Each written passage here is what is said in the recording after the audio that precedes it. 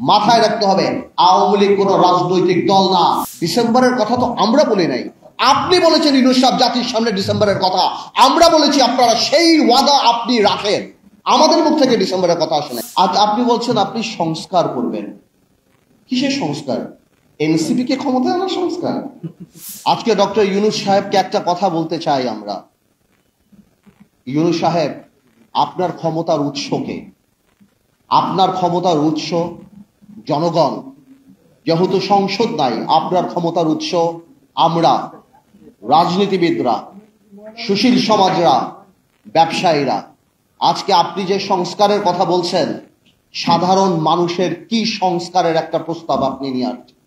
আজকে 28 লক্ষ মানুষ চাকরি হারিয়েছে বাংলাদেশে, ওই তার সংস্কারের তো কোনো কথা বলে নাই।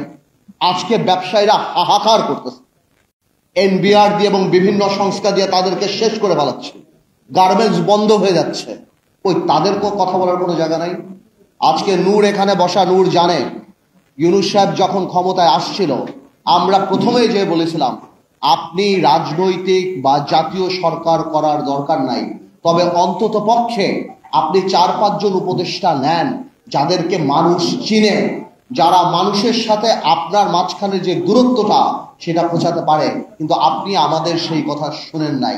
আজকে আপনার যে উপদেষ্টারা আছে তাদের অর্ধেক উপদেষ্টার নাম বাংলাদেশের মানুষ বলতে পারে না। তারা জানে না যে তাদের ভাগ্য কার দ্বারা নির্ধারিত হচ্ছে, কার দ্বারা ঠিক হচ্ছে। আপনার আরেকটা সোর্স অফ পাওয়ার ছিল কারা? আপনার আরেকটা সোর্স অফ পাওয়ার ছিল, যেটা আমার ভাই রাশেদ বলে গেল, যে আর্মি। আজকে কেন আর্মির এইভাবে কথা বলতে হয়? আর্মির সাথে দূরত্ব কে সৃষ্টি করেছে? রাজনৈতিক দলের সাথে দূরত্ব কে সৃষ্টি করেছে? আজকে অনেকেই আমাকে জিজ্ঞেস করে, পার্থ ভাই আপনারা ডিসেম্বরে নির্বাচন চান না? ডিসেম্বরের কথা তো আমরা বলি নাই, আপনি বলেছেন ইউনূস সাহেব জাতির সামনে ডিসেম্বরের কথা। আমরা বলেছি আপনারা সেই ওয়াদা আপনি রাখেন, আমাদের মুখ থেকে ডিসেম্বরের কথা আসে নাই। আজকে করিডোরের কথা শুনে কনফিউশন কে ক্রিয়েট করেছে? আমরা তো কনফিউশন ক্রিয়েট করি নাই। এই করিডোরের ইস্যু ইউনূস সাহেব আপনি নিয়ে আসছেন। আজকে কষ্ট লাগে, আজকে কষ্ট লাগে। আপনার প্রেস সচিব বলে নির্বাচন কবে? জানুয়ারিতে হতে পারে, ফেব্রুয়ারিতে হতে পারে, মার্চে হতে পারে, এপ্রিলে হতে পারে। এটা কোনো ধরনের কথা? আপনি জাতিকে কি একটা লটারির মধ্যে ফেলে দিবেন? যে আজকে আপনি বলছেন আপনি সংস্কার করবেন। কিসের সংস্কার? এনসিপি কে ক্ষমতায় আনার সংস্কার? এনসিপি কে ভালো করার সংস্কার? দেখুন, এনসিপির প্রতি আমাদের দুর্বলতা আছে। এই যে বৈষম্য বিরোধী ছাত্র আন্দোলন, এদের প্রতি আমাদের দুর্বলতা আছে। আমি ব্যক্তিগতভাবে চাই, যদি এত বড় একটা সংসদ সামনে আসবে, তারা যদি ঠিক করে পলিটিক্স করে সামনে আসতে পারে, I'll be more than happy. আমি শিওর আমার এখানে যারা বসে আছে তারা হবে। কিন্তু তারা যে প্রথম থেকে প্রত্যেকটা রাজনৈতিক দলকে আক্রমণের মুখে রেখেছে। এই যে একটা কথা তারা বলে যে বিএনপি আওয়ামী লীগ মুদ্রার এপিট আর ওপিট, আমরা আর আওয়ামী লীগরা বা অন্যান্য দলরা আমরা নাকি মুদ্রার এপিট আর ওপিট। ওনারা কোন কারণে এই কথা বলে? আজকে কি বিএনপি বাংলাদেশে 1400 লোক হত্যা করেছে?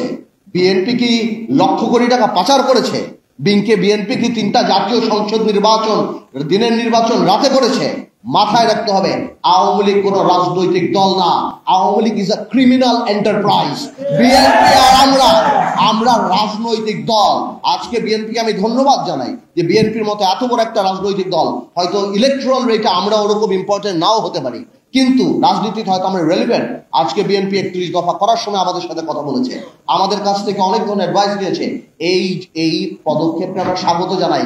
কিন্তু কষ্ট লাগে এনসিপি আপনাদের জন্য, কারণ আপনারা এর মধ্যে ইনক্লুডেড, অন্তর্ভুক্তি হতে পারেন নাই। আপনাদের দম্ভ, আপনাদের অহংকারের জন্য। মনে রাখবেন, সরকার চালানো আর সরকার নামানো এক জিনিস না।